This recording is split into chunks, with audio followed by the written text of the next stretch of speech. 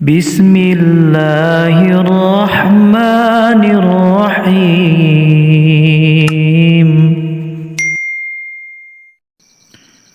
السلام عليكم ورحمة الله وبركاته.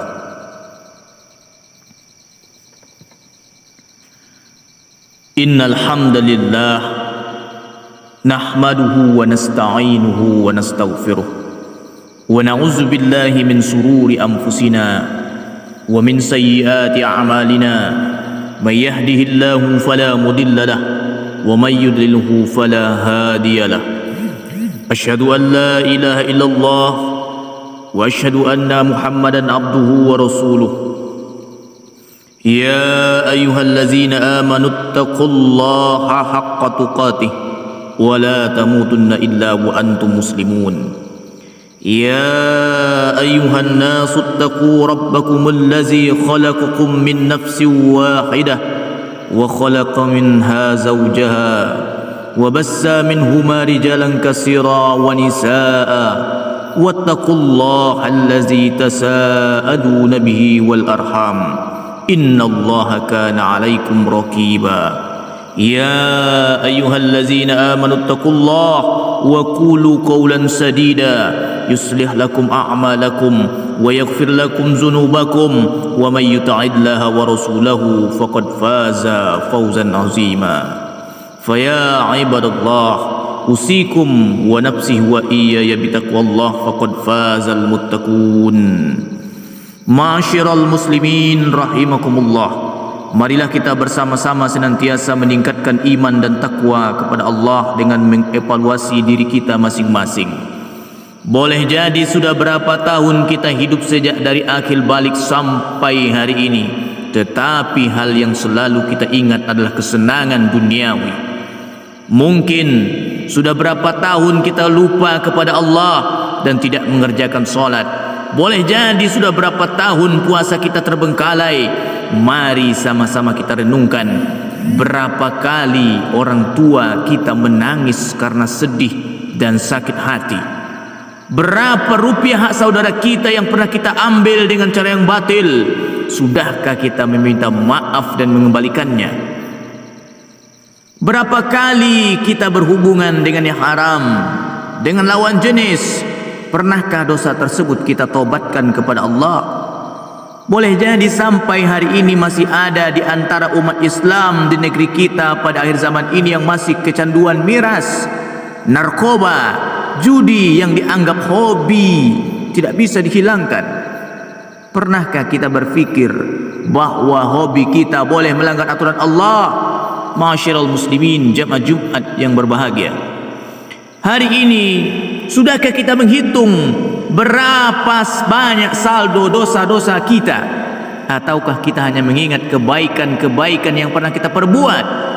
Pada akhir bulan ini hampir semua perusahaan tutup buku menyelesaikan laporan-laporan yang perlu disesuaikan. Sementara kita, hamba Allah, diperintahkan dalam Al-Quran agar mengevaluasi diri kita masing-masing, agar bisa diketahui sudah sebanyak apa kedurhakaan kita kepada Allah. Sudah berapa kali kita menuai dosa fitnah, dosa ghibah, dosa mencela, bahkan dosa menghina saudara-saudara kita seiman. Allah telah berfirman dalam Al-Quran surah Al-Hasyr ayat ke-18. Bismillahirrahmanirrahim.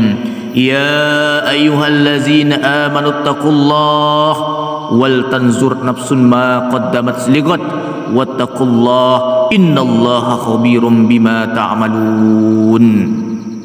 Wahai orang-orang yang beriman, bertakwalah kepada Allah, dan hendaklah setiap orang memperhatikan apa yang telah diperbuatnya untuk hari esok atau hari kiamat atau hari akhirat, dan bertakwalah kepada Allah. Sungguh Allah Maha teliti terhadap apa yang kamu kerjakan. Ma'asyiral muslimin rahimakumullah. Sesungguhnya kunci muhasabah diri ada 3 faktor. Pertama, takut kepada Allah. Dan yang kedua, merasa selalu diawasi oleh Allah. Dan yang ketiga, mengetahui mana perintah dan mana larangan, mana hak dan mana yang batil. Allah telah memberi kita furqan, yaitu pembeda, agar setiap perkataan, perbuatan dan keyakinan kita bisa disaring terlebih dahulu baru kita laksanakan, agar kita tidak menabung berbagai keburukan dalam catatan amal, karena setiap perilaku kita baik ataupun buruk pasti akan kita terima hasilnya.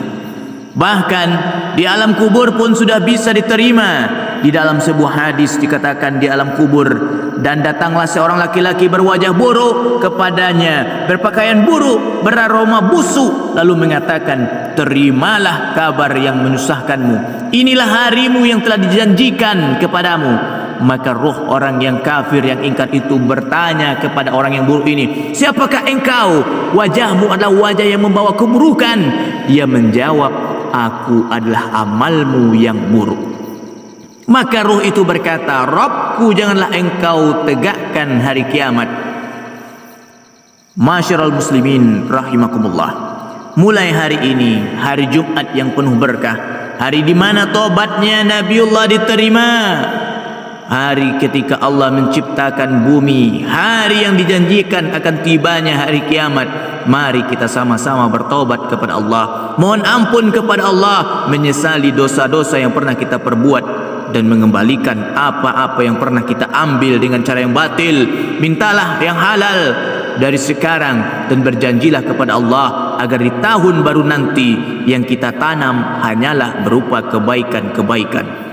Sungguh Allah Maha penerima taubat dari hamba-hambanya. Yakinlah, sebanyak apapun saldo dosa-dosa kita, bahkan telah memenuhi langit dan bumi, namun jika mau bertaubat kepada Allah, taubat yang sebenar-benarnya, niscaya akan kita dapati ampunan Allah yang jauh lebih besar dari semua dosa-dosa yang pernah kita lakukan.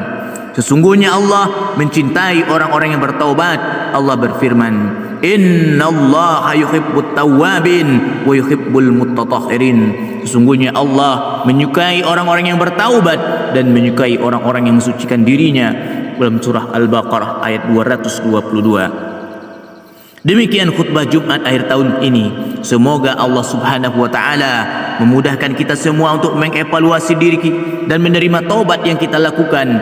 Amin. Allahumma amin. Aqulu qawli hadza wastaghfiruhu li wa lakum wa lisairil muslimina innahu huwas samiul alim.